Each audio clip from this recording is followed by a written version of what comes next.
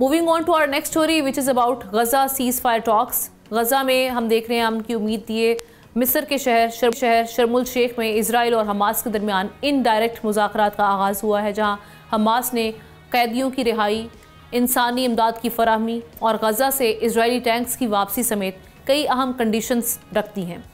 ये मुज़ाकरात नाज़रीन ऐसे वक्त में शुरू हुए हैं जब गजा पर इजरायली हमलों के 2 साल मुकम्मल हो चुके हैं, लेकिन आज भी 2 दर्जन से ज़ायद फ़लस्तीनी शहादतें हुई हैं।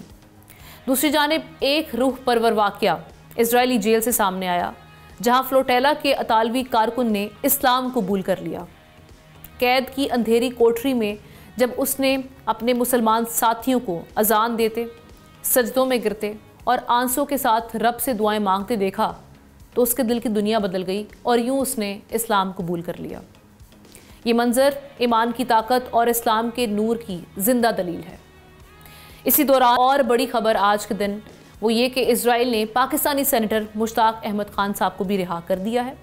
ये रिहाई इंसानी हमदर्दी और सिफारती दबाव के बाद मुमकिन हुई है। गवर्नमेंट इस हवाले से ये रिपोर्ट कर रही है।